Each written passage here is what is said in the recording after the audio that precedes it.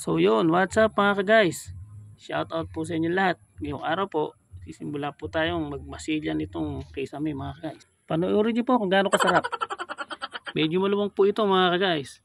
Kaya po medyo marami rin itong ating imemekos-mekos na skim ko. Ayan po mga ka-guys. Una po muna mekos-mekos muna, halo-halo muna tayo ng masilya mga ka-guys. Ito po ang ating ipapamasak butas. Pamasak butas po, tama. Yung maluwang po ng mga pagitan nito ito ang ating mamasilya para po mawala ng mga pagitan para magsara. Actually po nakadikit na po ng Pioneer epoxy yun mga ka-guys. Una ko na po dinikitan siya ng Pioneer epoxy bago po itong bahala ka sa buhay mo. So yan po mga ka-guys. Tuloy-tuloy lang po tayo sa paggawa. Akyat na ba? Hanggang sa ayan, nahuhubuan na nga. Ganito po talaga ang buhay pintor.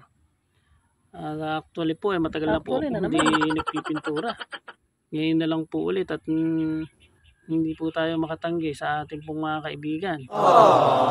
At saka nga po medyo maganda po ang bigayan. Bulong ko lang po sa inyo mga kagaya. Sana Kaya po ayan, pintak naman ang ginagawa natin trabaho. Inaapura po natin mga kagaya. bola lang yan. Dahil nga po si Idol na extra pa po mga kagaya.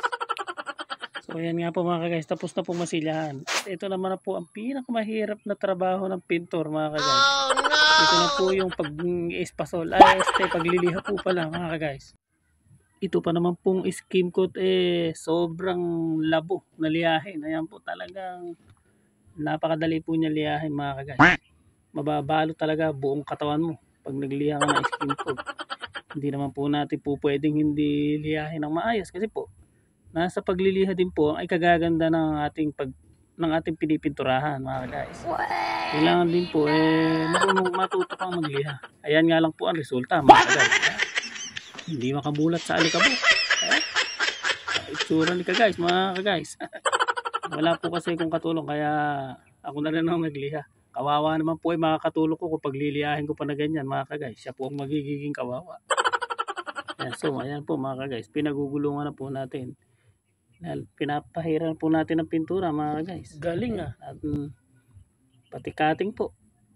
Tayo na din po ang nag-cutting para po mayari na. Bahala ka sa buhay mo. Ano po ang pinakaginhawang gawain ng mga pintor? Magpahid-pahid. Ayan.